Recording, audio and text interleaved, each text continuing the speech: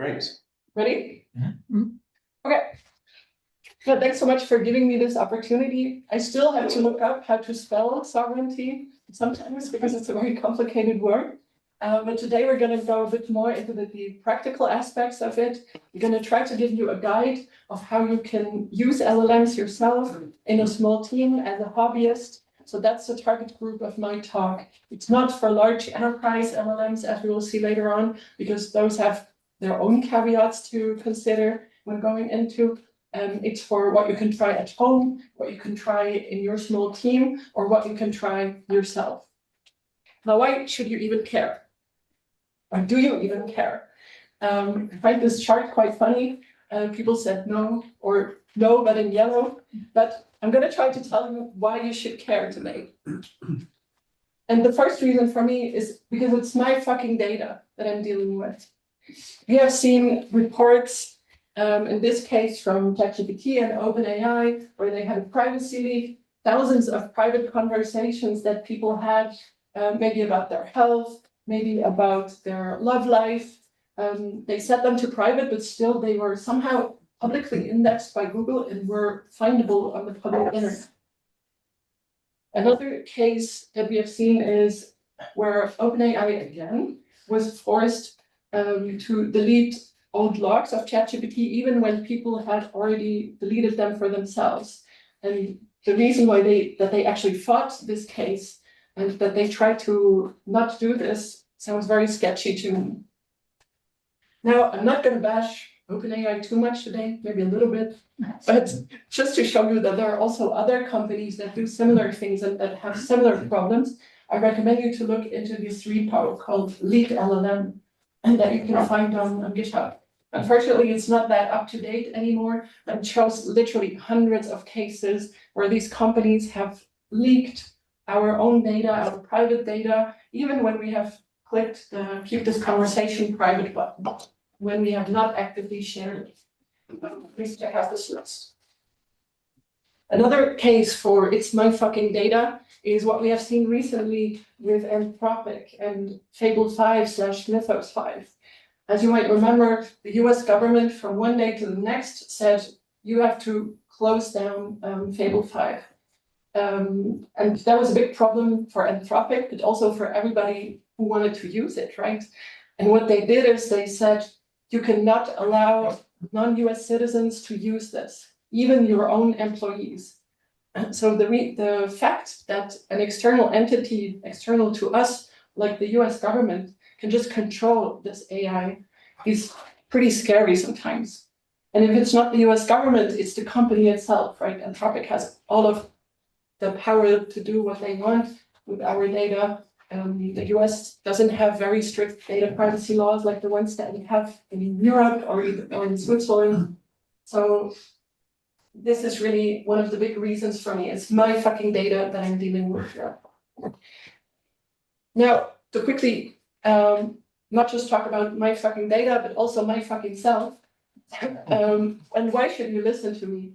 My name is Lena. I'm one of the founders of Vespinian, and we do consulting with our customers in the cloud native realm of software, but also in AIs and LLMs and running them, now moving more and more into digital sovereignty as well. But enough about me. Moving on to the next reason for me. And that is because it's my fucking money. If we look at this chart here, we see the yearly profits that big AI companies have had in the last couple of years. Now, mind you, some of those, they are estimations and they are projections. So consider them not to be like the full source of truth, but they show where things are going, right? So we see in blue OpenAI and in red, orange, Anthropic. And over the last couple of years, we see their yearly profits that they have had. As you see, the zero line, so the x-axis, is on the very top. So none of them has ever actually made any profit. Now, they obviously don't provide us with these LLMs and with these services that they offer just because they're nice people, right? They want to make money. So that in my view, can mean two things. Either they're going to have to change their business model. So maybe they're going to focus more on corporate customers. Maybe they're going to put ads into the chats that we have with these chatbots. Or they're going to increase prices over time. And we have seen that with the latest couple of releases that Google has had, that also Anthropic has had. They have always increased the token usage of these models and also sometimes the price per token. And we cannot do much about it, right? We can just still use them. We can use cheaper models. We can maybe switch between the different competitors a bit. But other than that, there is not much more than we can do. We are completely at their mercy when it comes to these things. So these are the big whys for me. So why does it matter to actually care about digital sovereignty in terms of LLMs, in terms of AI, and stuff like that? Now that we've talked about the why, we can talk about the how. So how can we actually combat this? With my fucking LLM, obviously. Looking into this, there are different ways of how we can use LLM. And I've grouped them into 3 tiers here. Obviously, there are more nuances to this, and it's not always so easy to draw the lines between those categories. But these are the 3 overarching big categories. First one is what I call public. So these are the ChatGPTs, the Claudes, the Mistrals, to also finally mention a European company. But there are things that I kind of consume just as a service. So I just pay per token, or I pay a subscription fee, and then I can use their stuff, and I'm not involved in any way with how it. And as you might know, that's always a trade-off, right? And not involved means I don't have to concern myself with how to run these LLMs, how to scale them, how to fix bugs and stuff. But on the other hand, I also cannot concern myself with doing that. And so I have no control whatsoever over how these are run and what happens with everything that I feed into them. The second big category of how I can use LLMs and AI in general is what I call hosted.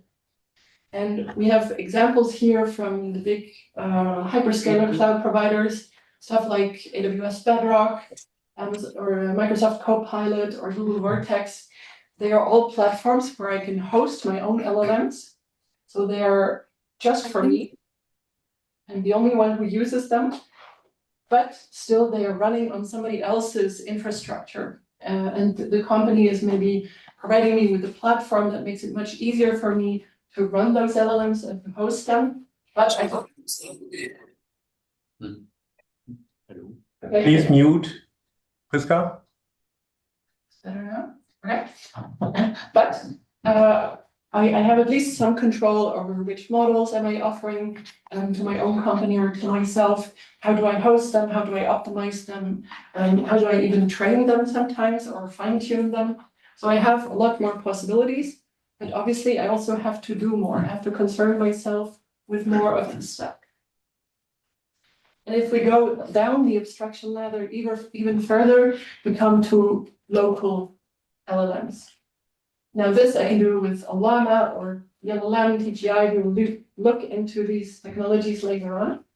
But this means I have my own physical infrastructure that I'm hosting the LLMs on. Now how that is possible, we're going to look into now. This is a bit of a complex chart, so I'm quickly going to explain it to you. It shows how long did open source models take to catch up to frontier closed source models. So on the x-axis and the legend at the bottom, it shows different closed source models. On the y-axis, it shows how long it took for the respective open source models to catch up in terms of quality, in terms of response speed, and so on. And on top of the bars, you will always see the name of the model that caught up within this time frame. And you can see, again, the same color coding. So Anthropic is orange, OpenAI is blue. And you can see that sometimes it was actually not that long. It was just a couple of months, roughly half a year, until the open source models caught up. So it's not always true that the frontier models are vastly better than the local ones. They are better because a lot of companies pump a lot of money into them, but the open source models actually catch up quite quickly. And what we can see emerging from that, and that's sort of a prediction that I am making, so don't take this with a grain of salt, right? But so we see currently remote models dominate. So that's the box on the very left. Everybody's using Claude for coding, everybody's using ChatGPT or Gemini to ask questions or to ask them, what should I have for dinner tonight, and so on. It's just very convenient, they are very powerful. But now what we see more and more is what I showed in the chart before, and what you can see in the box on the very top, that frontier models actually help to train open source models. So we can use all the learnings and all of the trained data that we have from these frontier models and train open source models with them. And through that, we can have small and very specialized models that emerge out of the market. If you've looked at Hugging Face lately, there are thousands of models, and some of them are quite small and quite specialized. And thus, they have their advantages over the big generalist hosted models. Now, what I'm predicting, as I said before, is this red box in the middle, that remote providers, they will increase their prices because they have to make fucking money at some point. So we will see even more money and interest flow into those smaller open source models, and they will get even better and even better. On the other hand, we have another development that we see, and that is that workstations get even more powerful with time. And we will look into that a bit more afterwards. But obviously our laptops are getting stronger and stronger to run even local models on them. We see mini PCs that are quite affordable where we can run open source models. And I'm hoping and I'm predicting that those two factors will lead to local and open source models dominating the market with time. As I said, this is just a prediction, this is my own opinion.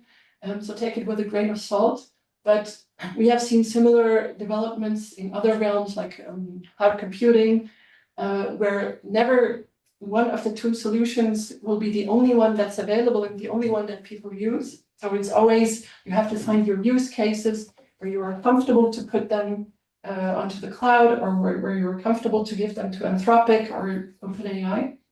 And you will have your other use case where you are not, and that you will then be able to run locally, hopefully through this development, better and better over. Now, to show you that I'm not the only one with this opinion, I'm going to show you another chart because we love charts. So this is a chart of the CapEx investments, or capital expenditure investments, that large tech corporations in the US have made in the last couple of years. And we see in the last 2 years or so how these expenditures, or how these investments into data centers, into GPUs, into infrastructure, they exploded for some companies. So we see mostly Amazon, but also Microsoft, Alphabet, which is the holding behind Google, Meta, which is the holding behind Facebook, WhatsApp, Instagram, and so on.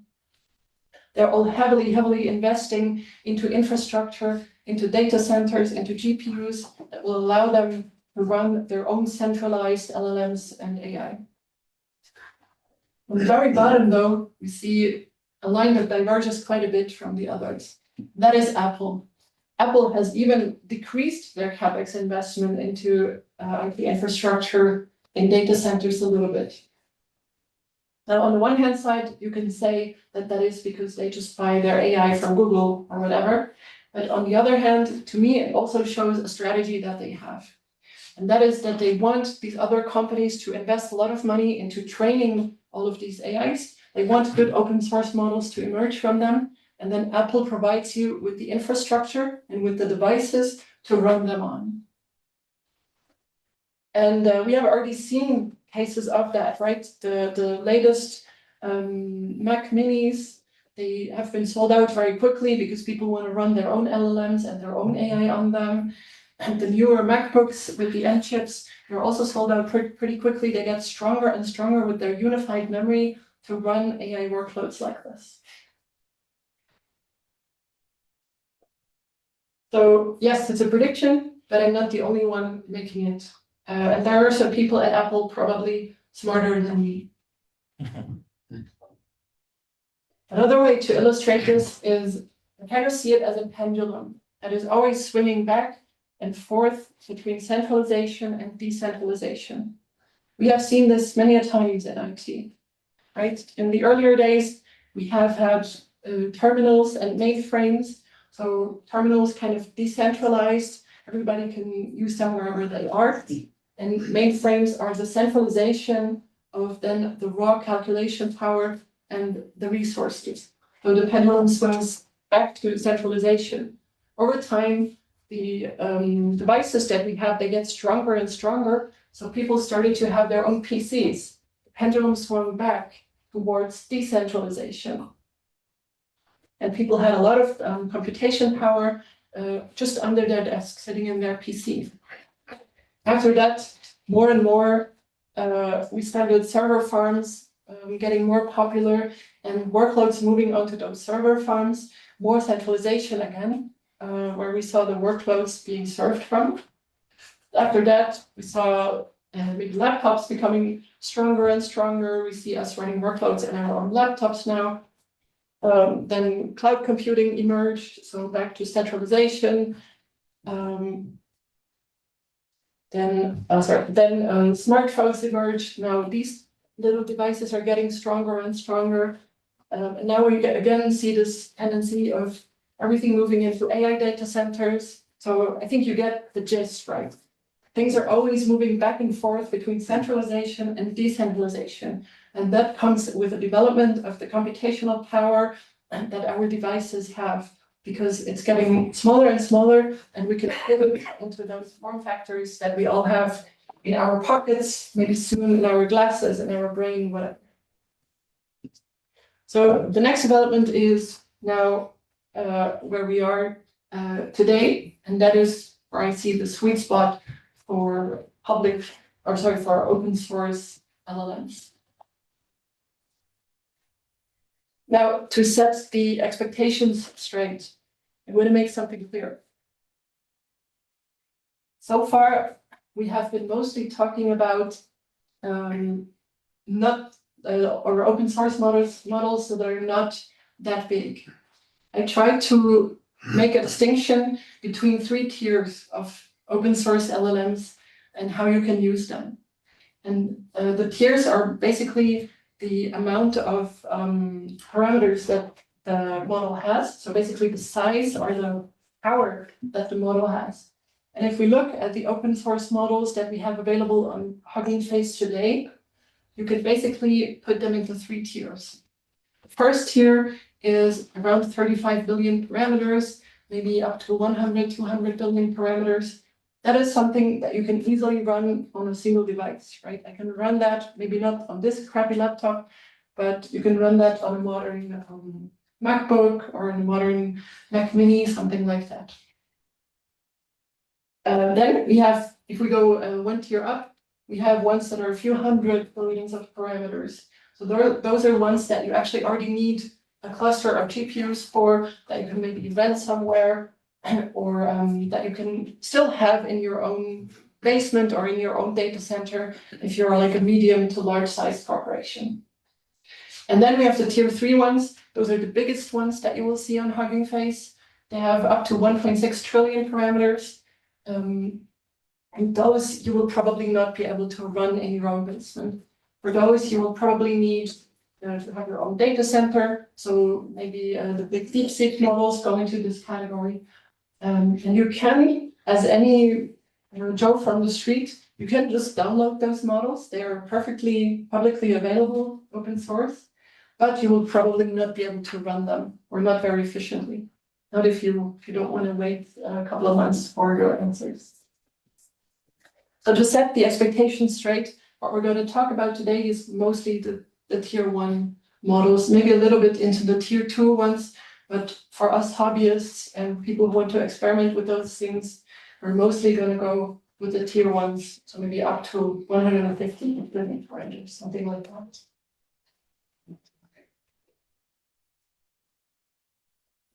Now, as you might remember, the title of my talk was a practical guide. So far, we haven't talked about nothing practical. It was all theory, it was all pretty boring. But I think it was important to cover why we are doing this and kind of the concepts behind it. So now we're going to move into the practical part, finally, so that we don't have to look like this. And that is the what. What are we going to do? It's my fucking stack that I'm building here. I'm taking control by building my own fucking stack. And to go through this, we're going to go through it in 4 parts. The first part is going to be about the constraint. So what is actually constraining us in not running bigger models? And where are the limits of what we can do? Now, contrary to popular belief, this is not really computational power.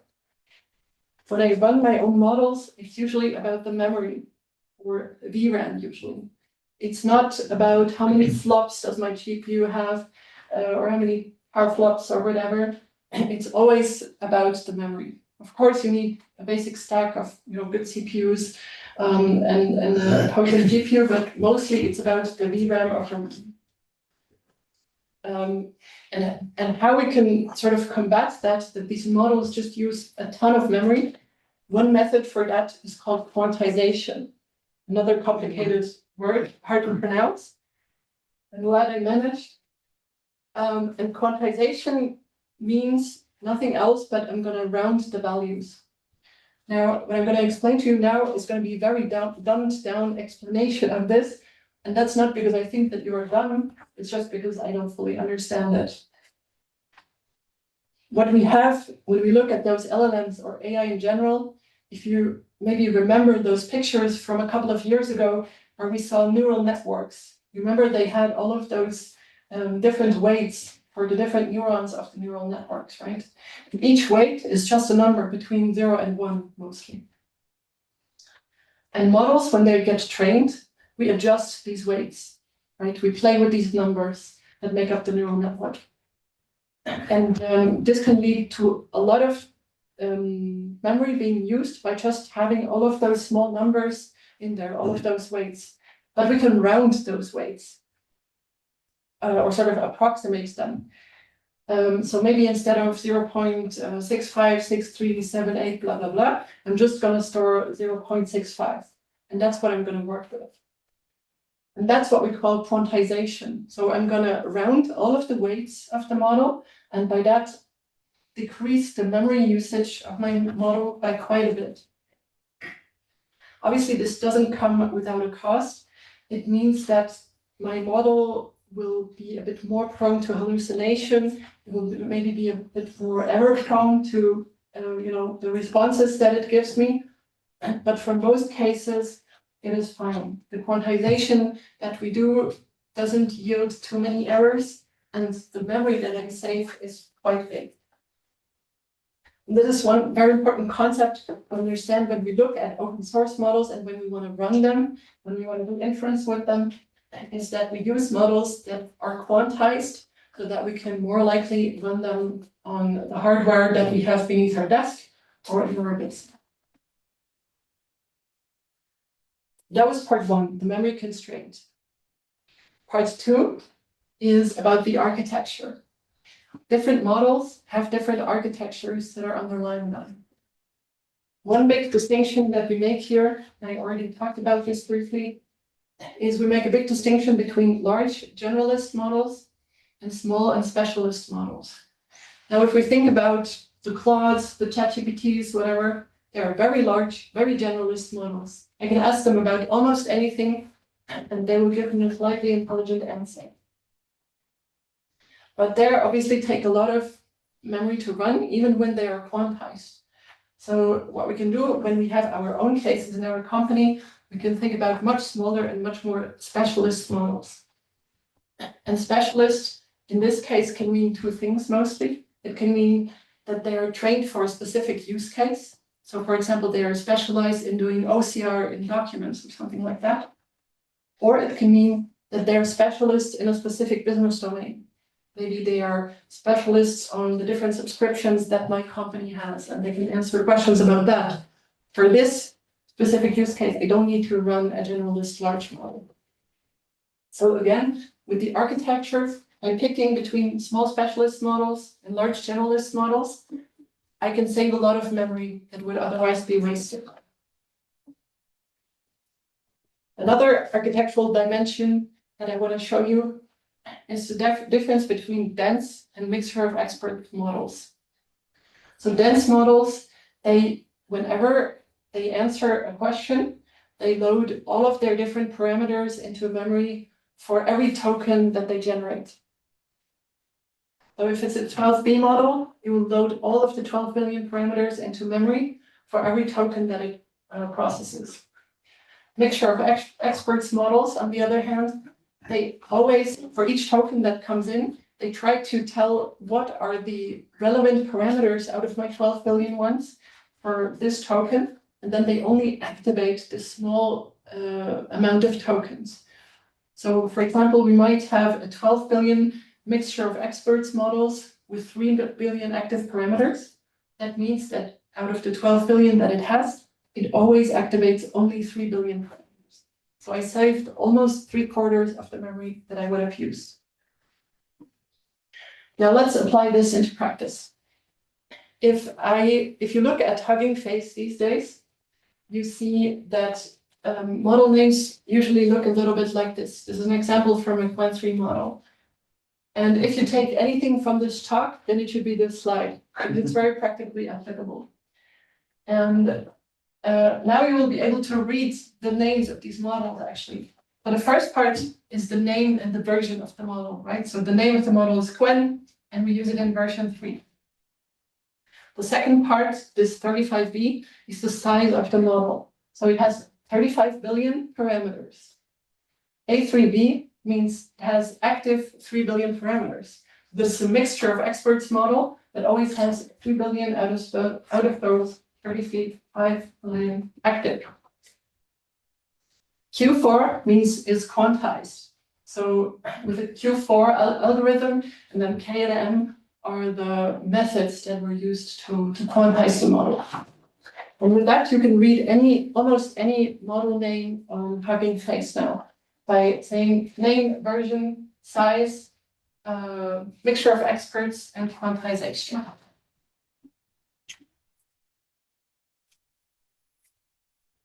Let's move on to part 3, the hardware. For the actual hardware that you use, here I'm going to give you a rough estimate of how much VRAM, how much memory you should have if you want to run different models. As I said, we're going to go to around 150 or something like that, because that's what I think is realistic for you to run on your own hardware. Now, these numbers, they consider a dense model, so not a mixture of experts model, but a quantized one. And roughly, you can run a 7B model with adequate performance on 5 GB of VRAM, 13 on 8, and so on. Again, take these numbers with a grain of salt because it depends on your response speeds, how many users do you have, and so on. But just to give you a rough ballpark of models you can run with which hardware. Now to move on to the actual hardware, we put a couple of examples here for you. The left one is just a consumer graphics card from NVIDIA, an RTX 4070. It has 12 GB of VRAM. And that's an important distinction. We don't want to use just the RAM of our computer. The VRAM is much more optimized for running these LLMs. In the middle, you have an RTX Pro, so a professional graphics card that is made for running LLMs and stuff like that, that already has 96 GB of VRAM. So you can already run quite a bit on this if you want to just experiment as a hobbyist. And as an honorable mention, I also put the Max Studio M4 Max in here. And there are probably stronger ones by now, but this one has 128 GB of URAM. I'm putting this here as an honorable mention because with the M4 architecture that Apple has, they can have something that they call unified memory. So the CPU and the GPU, they can actually share their blocks of memory. So you can have quite high numbers of memory, but are still optimized towards running LLMs and towards running AI. And that's why these things are so popular and they're in such high demand for running LLMs, because you get quite a lot of bang for the buck.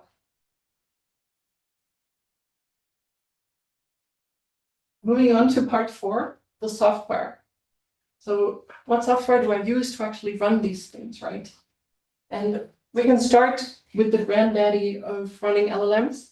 That is Llama CPP or Llama C++. That is a CLI tool that I can run, that I can use to run, for example, the model file that we saw before from Hugging Face. I have to give it different parameters for how to optimize my model, but it will run them just fine. It is a bit complex to use though. That's why smart people came up with Ollama, which I'm sure you've all heard about. Ollama is nothing else than a wrapper around Llama CPP.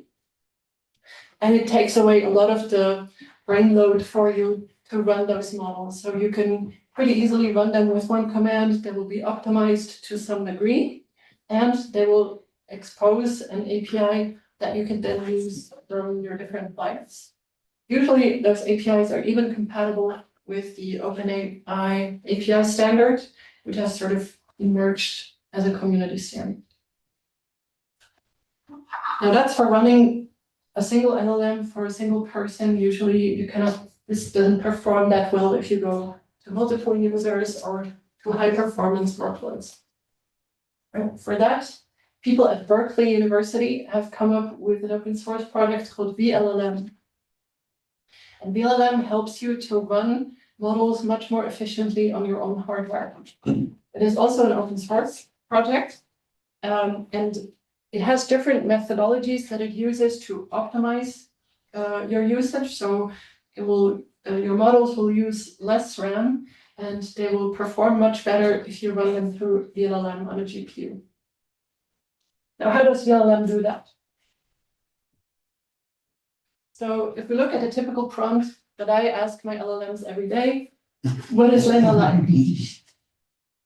Now, what does the LLM even do with this? How does it process a question like this? So basically, LLMs are predictive machines, right? Prediction machines. They predict what is the most likely next word that comes after this. And because of that, they don't know how long their answer is going to be, because they generate the answer token by token, meaning sort of word by word. So they say, what is the next likely word? It might be Lena for in this example.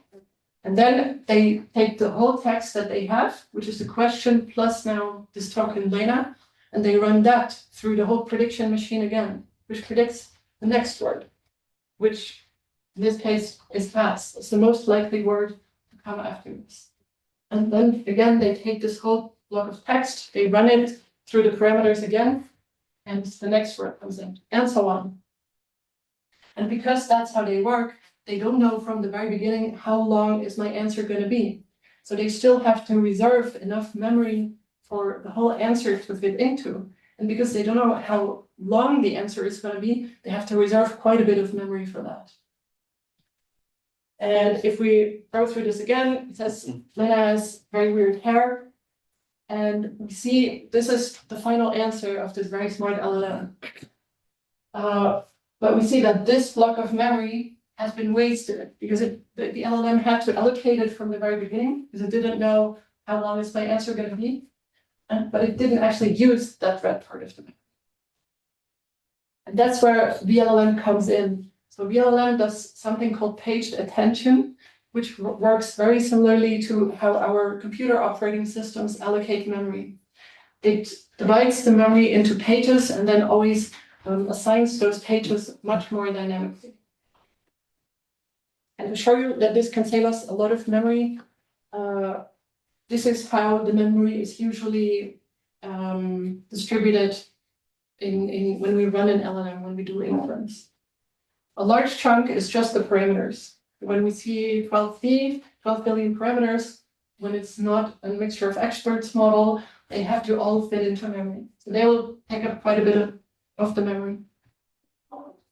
And then we reserve a bit for the workspace. I just generically called this workspace, but that's to run the applications, to run the operating system, and so on. So basically, we could call this category others. And the rest of the memory we have for what we call the KV cache. KV just stands for key value cache, and it's where we store like what you saw before. So all of these white blocks, they reside in the KV cache. And because we do paged attention with vLLM, we can use the KV cache much more efficiently. vLLM does more optimizations than that, but that is probably the most important one. So if you ever want to run an LLM for multiple users, then I highly invite you to look into vLLM.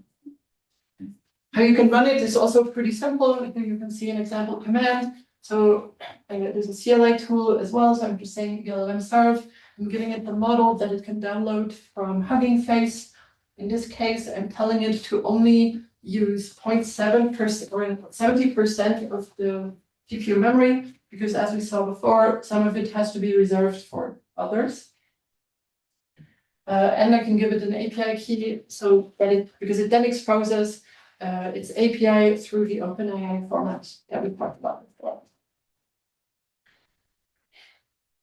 Now, instead of serving it through the CLI, I can also do that through code. We don't have to go into detail now, but here you can see a Python snippet of how to run an LLM through the vLLM library that you can find in Python. So we just import vLLM at the top, and then we instantiate it again with the same parameters. And then we can even give it some parameters that it will use for inference. So maybe the temperature, the max tokens that it will output, and then I can ask it questions.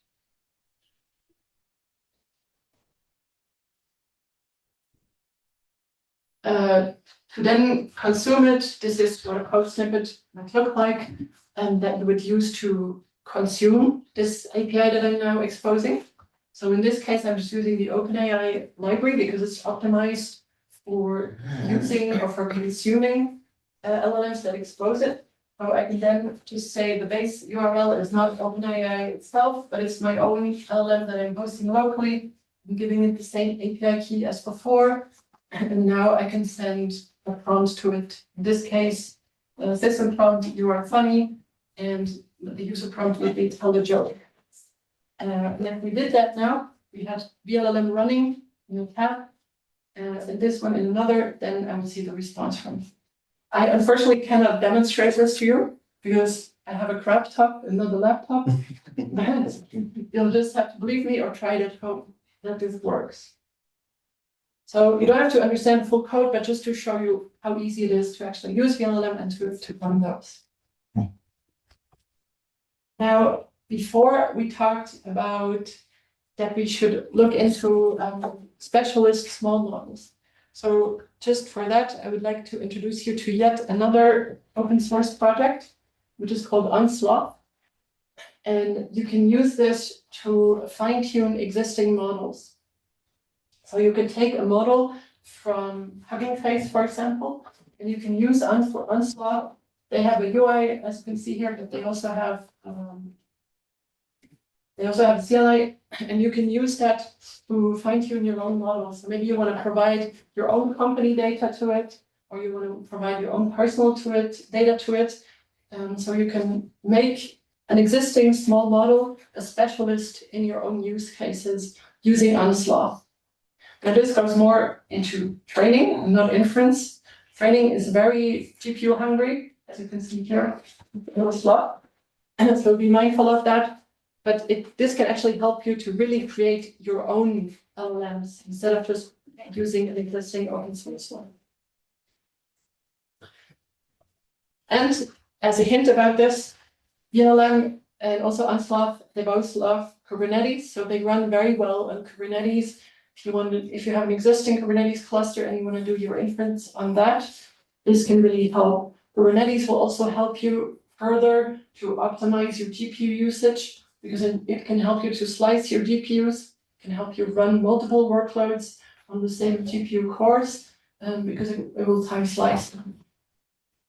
So another big recommendation, if you want to go bigger and bigger and scale more, then use vLLM, use Unsloth, use Kubernetes, and there are other cool open source tools. So that was a lot of information in a very short amount of time. To summarize the most important points, always think about memory, not about raw compute when it comes to inference of LLMs and AI. Think about quantization because it can help you to save a lot of memory. Think about mixture of experts models because again, it can help you solve or save a lot of memory. And always dare to go small. Don't just always take the big model because it's the easiest, because it will waste a lot of memory and resources. That was my talk. Thank you so much for listening, and I'm open to questions.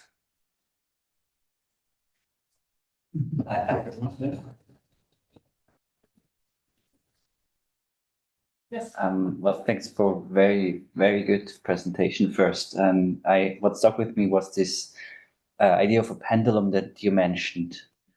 Round the world. Thank you. This pendulum that goes forward between like what was it, like cloud and laptops, whatever. But those were like two equal opposites. But how do you see the pendulum swing for open and closed models? Because you also mentioned that the driver for open models was always the closed models, right? Yeah. So they're always like somehow in charge. Or, do you know what I mean? I mean, see this like this pendulum will stop or tend towards the closed models then, or do you think? So I think always both sides will exist because we will always have use cases for either of them. And I think even for open source models, even if you have big data centers like we have in Switzerland, the Alps cluster, where Apeptus was trained and stuff like that, you will never have the computational power that those big companies will have. So yes, we will always need them, but I'm hoping that over time, the use cases that we can cover with open source models, they will catch up more and more, and it will become easier and more likely to run our own models here. And then we can hopefully also use those to then train more open source models. So yes, we will always have a dependence on the very big models. They will probably always be closed source. There are other attempts like DeepSeek, but the big ones will probably always be closed source. But I think it will catch up more and more, and the gap will get smaller and smaller. Isn't there a risk that they will like cut off somehow the closed source providers will cut off their power so that to like starve the closed? Is that possible? I have no idea how it works. So, but is it possible? No? It's a good point. I think they already have to some extent. Yeah. So they notice when you use their own APIs to train your own stuff. So they try to recognize patterns like this and then shut down your accounts, stuff like that. But I think they will never be able to completely shut them off because their whole business model is exposing their models, right? So, but yeah, they will make it as difficult as possible, obviously. I'm not an economist, but I did some miserable semesters in economics. And I see that the big players are under pressure, right? So you've made the prediction that the prices continue to go up. But on the other hand, I'm also seeing pressure towards commoditization. So I don't know will it continue going up. And the second thing is their thirst for energy is so ridiculous. It's just clearly not sustainable. So I'm seeing this, well, not that they care too much about the ecology, but the whole thing is just not sustainable. I think the hyperscaler model strikes me as being not sustainable. Christoph is an economist, isn't he? Yes. Where is he when you need him? He's on vacation right now. He's on vacation. Bad time. He was here this morning. He might have been able to answer. But yeah, so I don't know if the price is going to go up. I think I would be far less inclined to use it immediately if I had to keep paying higher prices. Yeah. I mean, one good thing that I see there is that sustainable energy is becoming cheaper and cheaper. So even if you say those companies don't care about how ecological they care about how economical they are, right? So That's true. they will hopefully switch over to more greener technologies. For now, I think it's just not fast enough for them to ramp it up. That's why for Grok, they're using gas turbines, for example, or Google is looking into creating their own nuclear reactors, stuff like that. It's just because they need the speed for the innovation to be able to stay relevant in this very competitive market. But I'm hoping that this will also catch up over time, that sustainable energy will become, it is already highly available, but not as flexible maybe as traditional sources of energy. I have a second question, if I may, about the small models. So I'm embarrassed to say that I've never trained a model. It's been on my backlog of things to try for a long time. But I have many situations in application design where there's a pipeline of processing. You could try to deal with a system prompt and a user prompt and try to do everything in one go, but it's much more efficient, first of all, say, to analyze the user input and work out what category it's in. Mm-hmm. And then when you worked out the category, you go to another system prompt to do the thing. Now, working out what category a user is, I can give you a concrete example. You have a shopping app, and you can either say, I want to add something to the basket, or you can say, give me a recipe. Very different system prompts. So the first thing I want to use is a small model that says, what are they talking about? That model doesn't need to put anything in a basket, doesn't need to create any recipes. It just needs to know which category I'm in. Mm-hmm. I always thought of that as being a very small application. So how small is that? I mean, can I really, really go to the smallest models for that type of thing? Do you have any experience with that? I don't, but just from my gut feeling, probably not the tiniest ones. Maybe this categorization is not even something that you need an LLM for, but it can be done with more traditional machine learning approaches. That's a good point. So I think I would rather look into that and then take Unsloth and maybe train, I don't know, a 3 to 7 billion parameter, fine tune it. Or we always say train, but it's actually just fine tuning it to completely train a model from scratch. I think nobody of us can afford that. But to then fine tune it to this use case could be. You've called me out, actually. I'm automatically using an LLM for everything, and maybe I just shouldn't use the LLM for that. Yeah, that's a good point. Good reminder. Thanks. I always that. There's a hammer when I hit everything with the hammer. Just the only one admitting it, I guess. Yeah. Well, speaking of training, I think also the big companies have trained us to think like that, because they just make it so convenient to ask the LLM anything. Mm-hmm. Yeah. That's actually the business plan, why everyone, after we are then dependent on it, we are willing to pay anything to continue using it. It's an addiction. So they are basically dealers. It's the new Coke. And we already are kind of. I mean, if you think about a service for a single user is costing $200 a month, I think 3-5 years ago we wouldn't have paid that. But these days we're just like, yeah. I'm not going to say what I pay a month.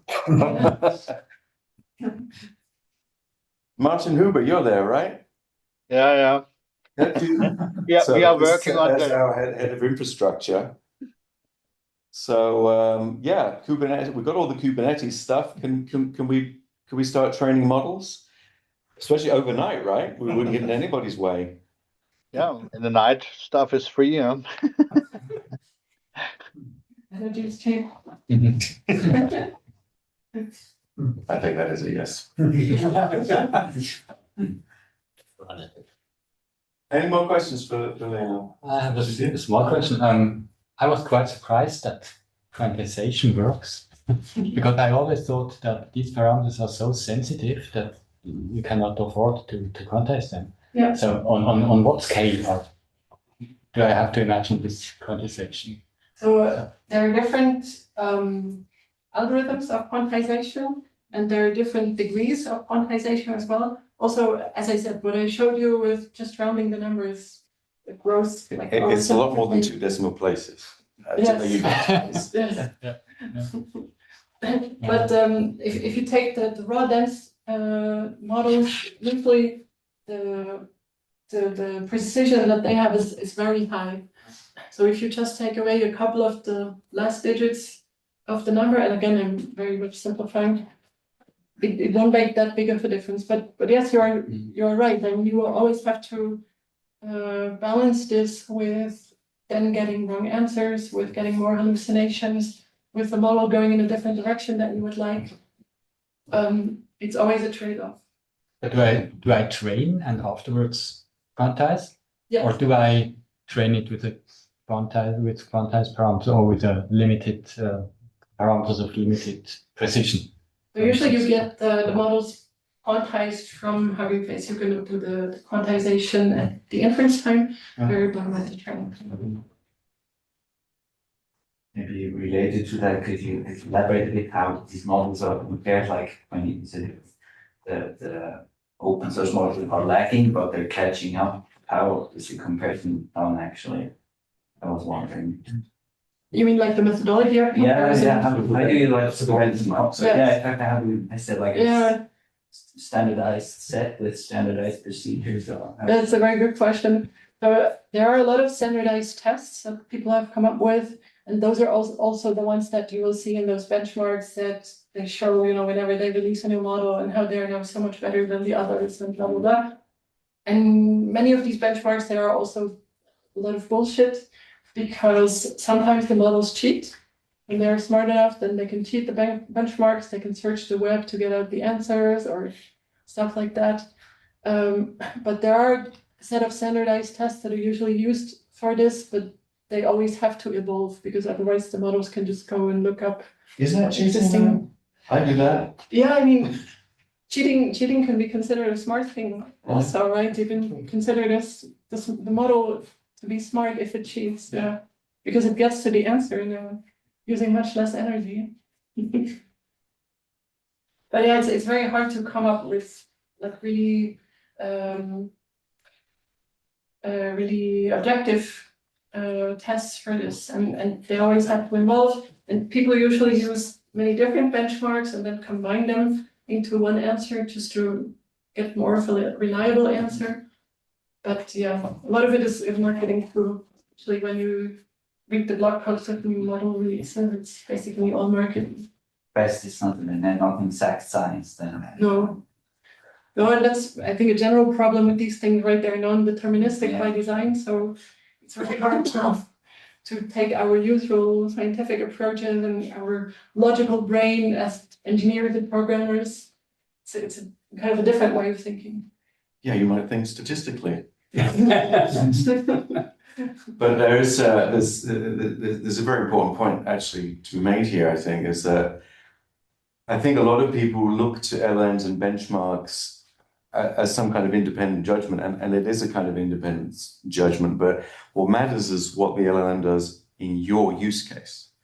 So when benchmarks are important to you as an enterprise, you've got to create your own use cases, even down to the application level. And you have to understand how your application works with that model. It's no good looking at whatever the latest benchmark score was out there, I claim.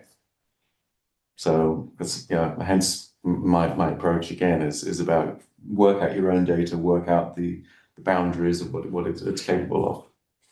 What you need to take as part of that equation is the effort to do that.